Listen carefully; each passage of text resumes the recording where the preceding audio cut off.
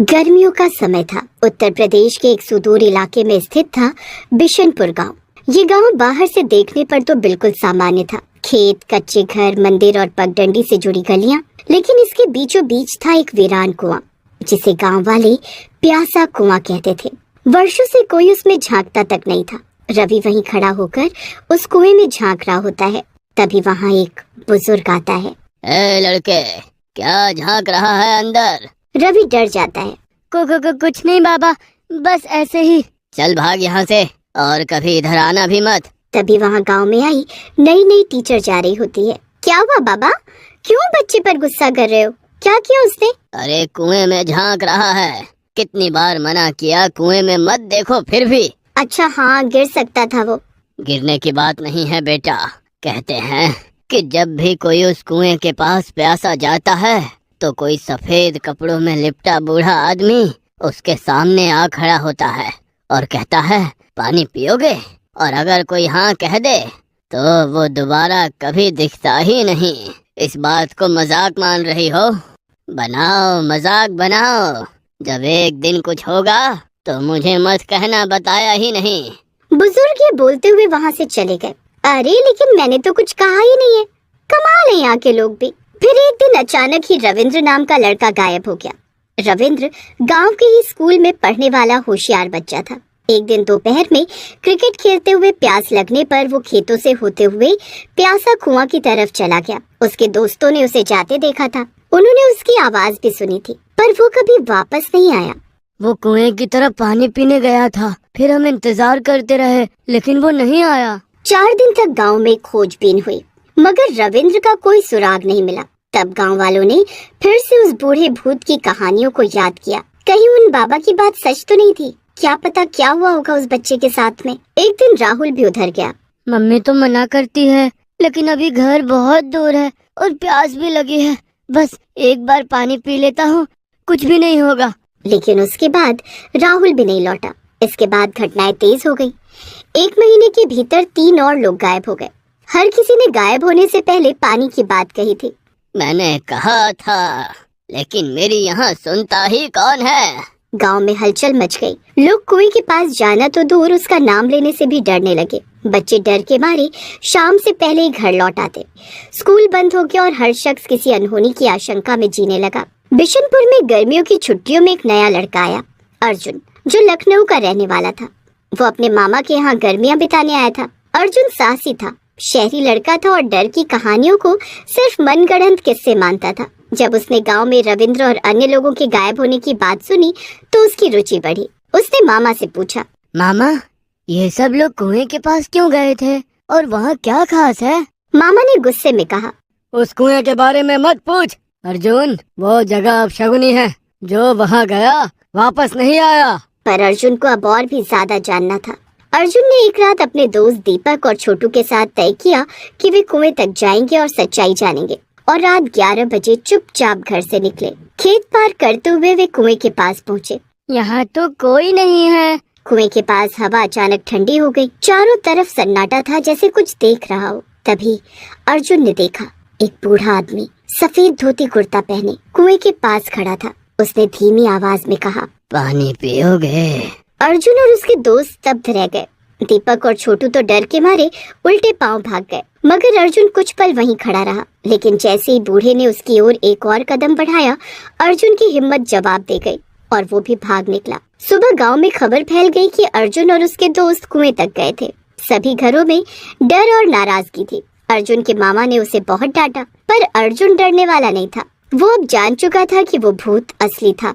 मगर वो कौन था? वो पानी ही क्यों पिलाता था? और जो लोग पानी पीते हैं वे कहाँ जाते हैं? उसने तय किया कि अब वो पीछे नहीं हटेगा। अर्जुन अपने मामा के घर में एक दिन पुरानी चीजें खोज रहा था। छत पर रखी एक लोहे की संदूकची में उसे एक फटी पुरानी, उस पर लिखा था, बिशनपुर जल सेवक, सन 1947।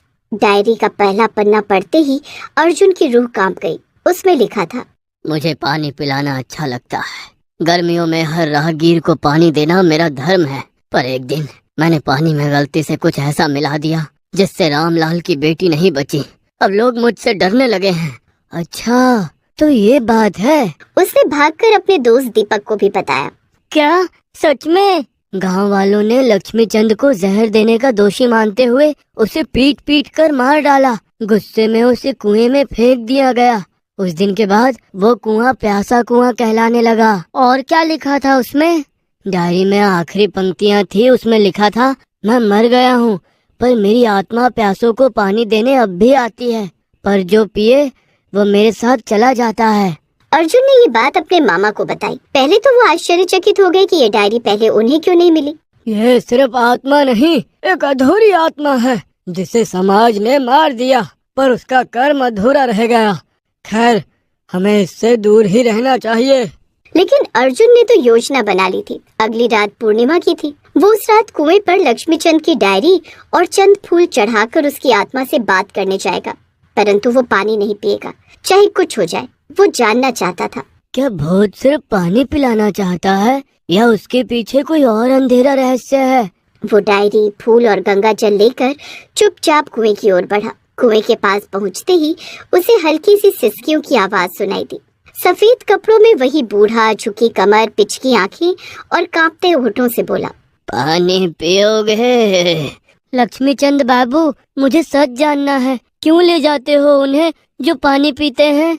भूत ने सर झुका लिया। क्षण भर बाद जैसे कोई कैद आत्मा टूटे बांध से बाहर निकली। आवाज गूंजने लगी, मैं नहीं ले जाता उन्हें, ये कुआं ले जाता है।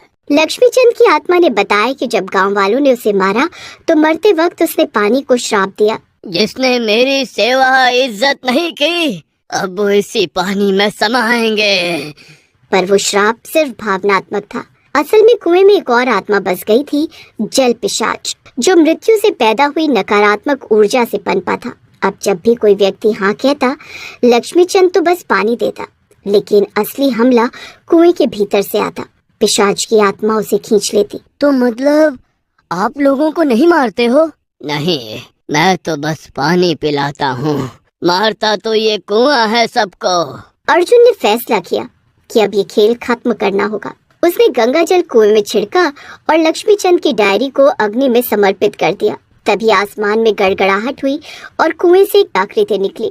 यही है वो जल पिशाच। अर्जुन ने शुद्ध मंत्रों का जाप शुरू किया जो उसने एक तांत्रिक से सीखा था। पिशाच तड़पने लगा और तभी लक्ष्मी चंद की आत्मा ने अर्जुन की आंखों में देखकर कहा, अब समय है मुझे जाने का।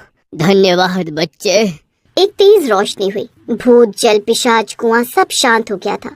सबको पता चला तो सुबह गांव वाले देखकर हैरान रह गए।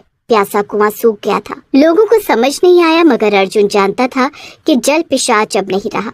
बेटा, तू ठीक है ना? मैंने मना किया था ना तुझे। मैं ठीक हूँ मामा। उस दिन के बाद गांव में कोई गायब नहीं हुआ। मवेशी लौट आए। रविंद्र, सूरज और अन्य जो गायब हुए थे उनके बारे में कोई सुराग नहीं मिला, मगर गांव वालों ने मान लिया कि ये सब श्राप के कारण हुआ था। अर्जुन का गांव में नाम हो गया। लोग उसे छोटा तांत्रिक कहकर सम्मान देने लगे, पर अर्जुन के मन में हमेशा एक सवाल रहा, क्या वाकई वो आत्मा मुक्त हो गई या बस दब गई? वह लौट गया लखनऊ, मगर डायरी की एक आखिरी पंक्ति उसके जहन में अटकी रह गई थी, जो उस रात दिखी नहीं थी। 1 साल बाद बिशनपुर के स्कूल में एक नया जल सेवक आया। वही सफेद धोती, वही झुकी कमर और वही मुस्कान। पानी पियोगे? बच्चों में से एक ने खुशी से बोला, हाँ। लेकिन जैसे ही उस बच्चे ने लोटे से पानी पिया, उसका चेहरा पीला पड़ने लगा और वहाँ खड़ा मास्टर रमाकांत डर के मारे चीख पड़ा, लक्ष्मी चंद, तुम वापस आ गए?